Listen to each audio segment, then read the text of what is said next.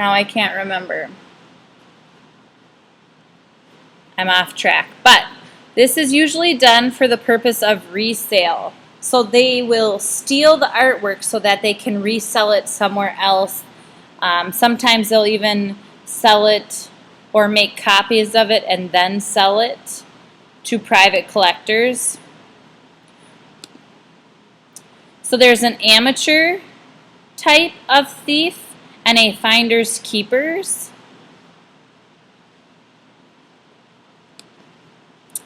There is a professional, so the fourth largest international crime enterprise is art thieves.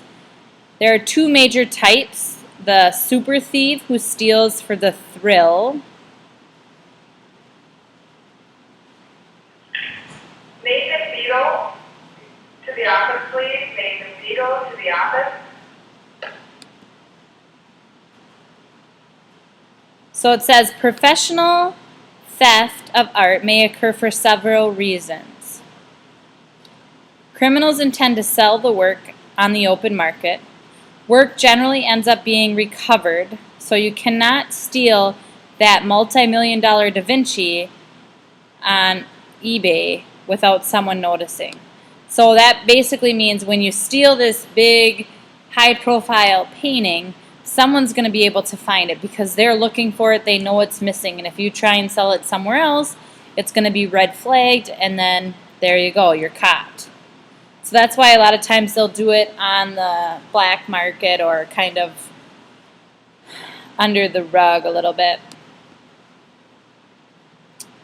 Now, theft commissioned by a wealthy individual who desires to possess a certain work of art or work by a particular artist.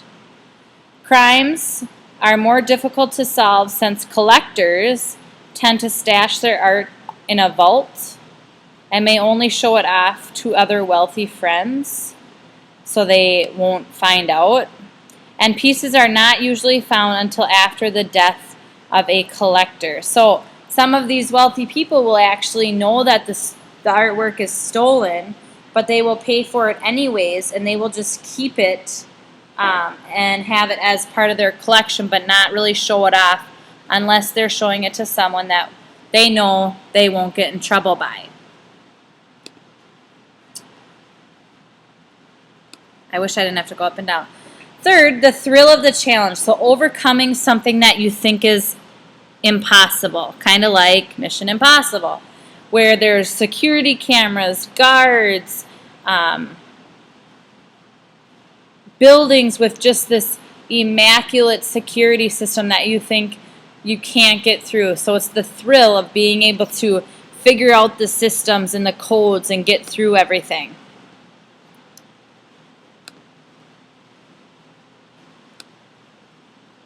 The status within the criminal community or the use of a stolen art for leverage and plea bargaining is big.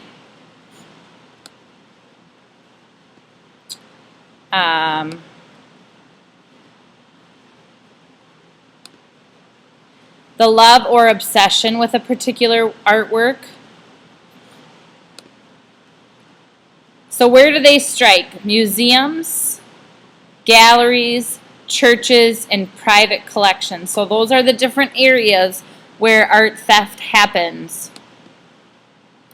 How much money is there to be made in stealing art? So here's where the FBI comes in. The FBI believes that the illegal market of stolen art may net around $5 billion. Now, that's the crazy thing. There's a lot of different types of art, and sometimes people will pay whatever they want to have a piece. I mean, if they think it's awesome, they will pay that money for it. Like there was the Scream painting by Edward Munch. I think it was 2 years ago that sold for like $21 million. Now I feel like I'm saying the wrong amount. So I will look that up for when we continue this discussion here at 5 o'clock. The most famous case of art theft was the Mona Lisa. The Mona Lisa was stolen out of the Louvre in 1911 Picasso, who brought it in for questioning. Picasso was brought in for questioning by the police, and the French citizens crowded the Louvre to stare at the wall where the painting had hung. The painting was then recovered in 2 years. So the Mona Lisa was actually stolen for 2 years. Robbed 4 times since 1974. It says in 1974, the members of the IRA steal 19 paintings worth of estimated $16 million. And the Dublin gang stole 18 paintings worth an estimated of $60 million. So you're seeing kind of a theme here that it is got a lot of money worth here.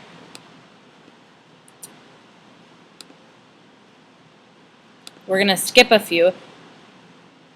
So here was a way that this Vermeer painting was stolen. It says 2 men in police uniforms tell museum guards that they are there to answer an alarm. Guards are handcuffed to the rail of the museum and the cameras are disarmed. Thieves spend over 90 minutes stealing the work made by Vermeer, Rembrandt, and Monet, and 15 years later these works are still missing. A $5 million reward is offered for their return. So that was their way to get into the museum and kind of steal whatever they wanted. Crazy to think that it was almost that too easy. The Scream, which I just talked about a little bit, 2 thieves broke into the gallery to take a version of Edvard Munch's famous work. The gallery alarms were ignored by the guards, and the thieves left a note, "Thanks for the poor security."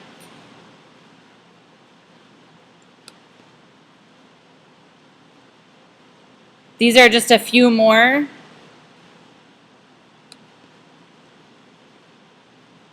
Items and objects that were stolen.